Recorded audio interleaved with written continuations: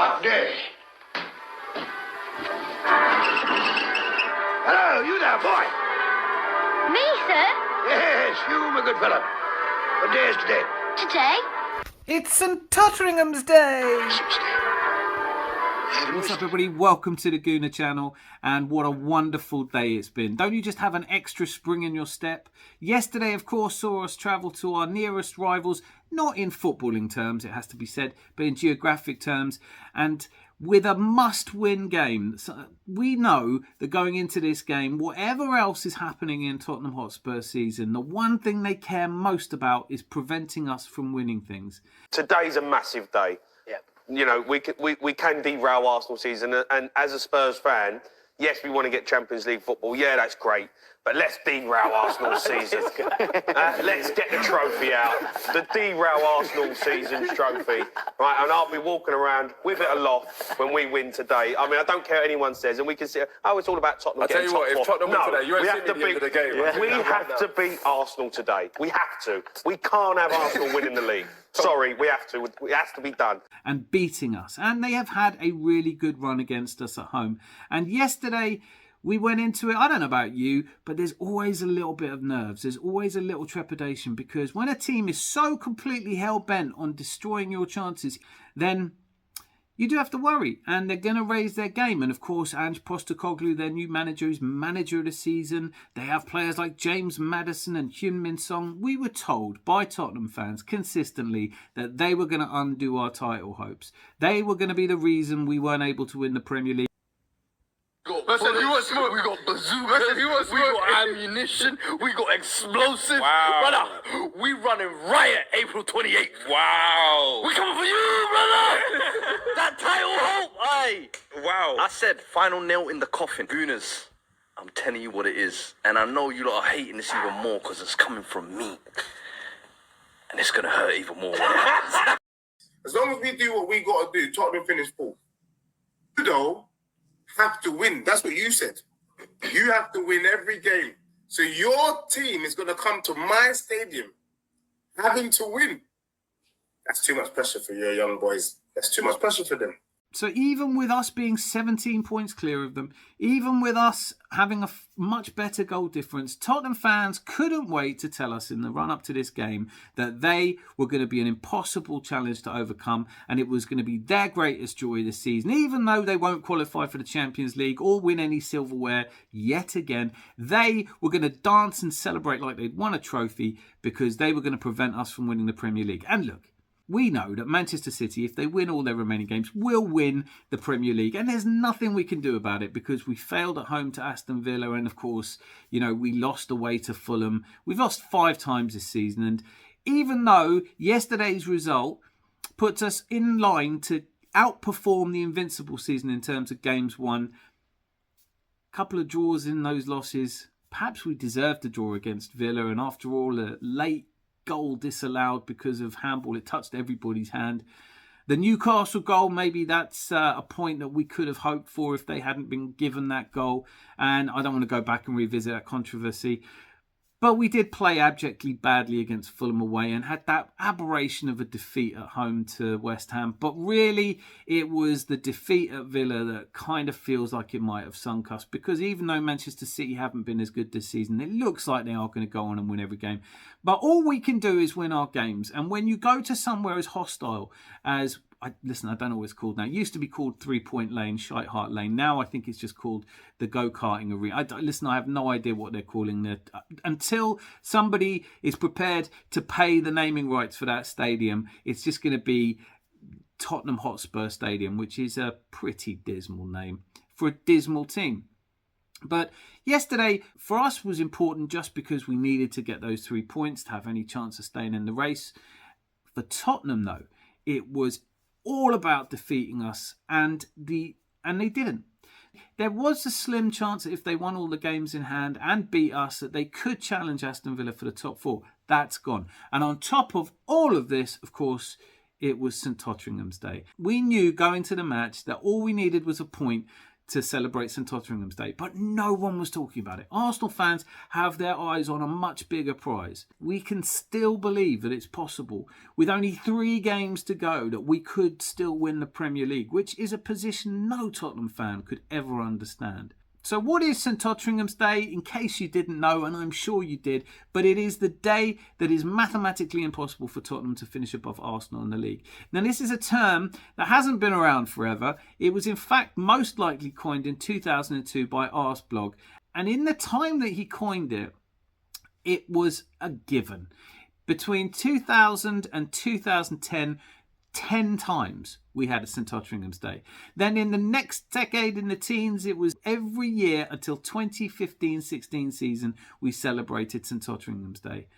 And then towards the tail end of the Arsene Wenger era, where we had lost our way as a team and we'd stopped being competitive, we no longer got to celebrate St Totteringhams Day, and a day that we'd all taken for granted as just part of the April routine. It has been in March, but most typically it is in April. We lost our St Totteringhams Day, and it was tough living without it. And then last year we got it back, and it was joyous and celebratory, but ultimately it was the only high point towards the end of the season that petered out and meant that we were called bottle jobs by precisely these fans, these Tottenham Hotspur fans, who were so happy at our demise that it overshadowed the fact that their own manager had quit, complaining about history of failure at their club, that they were in total disarray, had a caretaker manager who was arguably the worst caretaker since Jack Nicholson in The Shining, and finished outside of European places. We managed to secure second place, but that was laughable to them. And this season, well, one of the reasons it's so important to celebrate St Totteringhams Day is because, look, growing up in North London, we all know Tottenham fans. And as much as I dislike them as fans, we all know them as people. And as people, they're really decent. And lots of people I know who are Tottenham fans are wonderful people, except in this tiny little regard where they're absolutely mental. They really are the most delusional fans. First of all, they think of themselves as a Big Six club. They think of themselves as a big club in England with a proud history of playing really good football, even though they last won the league before man had landed on the moon. In black and white. The 1961 double-winning Tottenham was the last side to win the league, which means there have now been 63 years since Tottenham won the league. 1961 is closer to the Victorian era than it is to today. And you still hear Tottenham fans talking about how they're better than Arsenal. They still talk about how we were a South London club because in 1913 we moved from Woolwich to North London. And there's a couple of things I want to say about this. One is I've lived in Woolwich for a little bit, and I wouldn't blame anyone for wanting to leave Woolwich to come and live in North London. But we moved into Islington at the very heart of North London. And at the time, and until the mid-60s, Tottenham was in Middlesex. Didn't become part of London until the mid-60s. So this idea that they've been a North London club longer than us is just not true. They've been north of London longer than us. And apart from anything, to be this bitter about neighbours moving in 110 years ago tells you everything you need to know about this fan base. Yesterday was a beautiful result for us, even if it wasn't a fantastic game. And I'm not going to pretend that we played them off the park and beat them. In fact, when we're 3-0 up going into half-time, I didn't really know how to feel. What I will say, though, is that Stuart Pearce a couple of weeks ago said, prophetically as it turns out, that you don't need to be a footballing genius to work out how to beat Tottenham. You simply have fast wingers that catch them on the break and beat their high line, and you stick a man on their goalkeeper for corners. Well, that's exactly what we did yesterday. We got the 3 points. Yes, they may have had a penalty shout for Kulusevski, but when they're all standing around arguing about it, Kai Havertz plays a beautiful ball to Bukayo Saka on that. He's in so much space. To be honest, I might have been able to find him with a pass. And when Ben Davies is up against Saka and decides to let him cut inside and shoot with his left, it's almost like he's never watched Bukayo Saka before. But at 3-0 up, of course, Arsenal like to do things a hard way. We let them back into it. But essentially, St Totteringhams Day just serves as a constant reminder to Tottenham fans that they forever live in our shadow. Instead of humbly submitting to the fact that although they prefer their club, ours has been the more successful, Tottenham fans do need this constant reminder of St Totteringhams Day just so that they will be quiet for a little bit. And today, you can hear the bird song in a clear blue sky because Tottenham fans have very little to say about it. These are Tottenham fans, by the way, who are so utterly deluded that after 9 games of this season gone, I felt I had to make a video because so many Tottenham fans were talking about how they were going to win the league this season.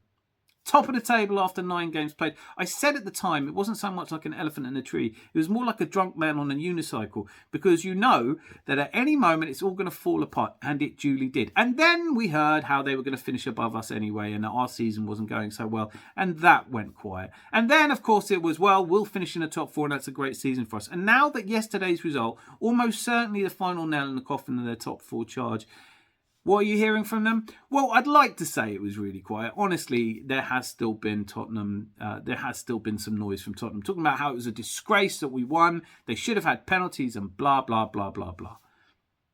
I don't know what causes this level of delusion in Tottenham fans, but what I can understand on some level is, look, if I supported a team that constantly made me believe, that built up in me some hope that something might change and that we might see silverware again, and then disappointed me so dramatically.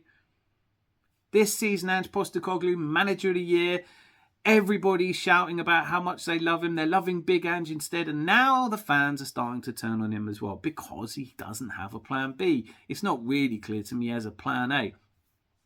Ange Postecoglu himself must be wondering what the hell is going on when he's taken over a club that's won absolutely nothing. He deserves at least more than a season to start putting that team together. Without the backing of the chairman, let's be honest. These Tottenham fans are this deluded, and we have to live with them. We have to listen to them over and over again. Last season when we bottled it, that's all they talked about. This season they were going to win the league and then they were going to finish above us and they were going to finish in top 4. You have to listen to them, and so it's really nice to have a day like St Totteringhams Day where there's nothing they can say about it. They didn't slap us at their ground. They didn't batter us. They didn't finish our title aspirations. They didn't stick a flag. They didn't march towards their own top 4 finish. They did absolutely nothing. Now, are they bottlers? I want to hear from you. Are we calling Tottenham bottlers for failing? I'm not. I hate that term. I don't think there's any shame in trying your best and coming up second best. I don't think there's any shame in trying your best and not quite making it. I think that's what sport is. Now, we may still not win the league, and there's a good chance we won't. Man City, of course, are bookies' favourites, and the way they rolled over Nottingham Forest yesterday was a little bit disappointing, although I will give Nottingham Forest credit for, if they'd had a striker who could put away a chance or even connect with a football, they might well have won that game. And the last thing to talk about is, of course, that City will travel to Spurs. And there is an element here where Spurs fans are talking about how they would rather lose that game and stop us winning the league. And I have to think that the players don't feel like that. I have to feel like even though they may not be able to qualify for the top 4, there's still some pride at stake and they'll still put up a good show. And I believe Ange Postecoglu is not the kind of manager who would demand anything but a win from his team at any time. Whether they're up for it or not is a completely different matter. But for today, the birds are singing a clear blue sky. It's a day after St Totteringhams Day, and long may it continue. It may not have been the earliest it's ever happened, but I don't care. But a celebrating in April is always sensational. But for us Arsenal fans, really, St Totteringhams Day is a sideshow. What we're really going for is silverware. Whether or not we do it, games like yesterday have made this season a pretty special one. I hope you agree. Anyway, that's been St Totteringhams Day. Till I see you tomorrow. Be lucky. Lots of love.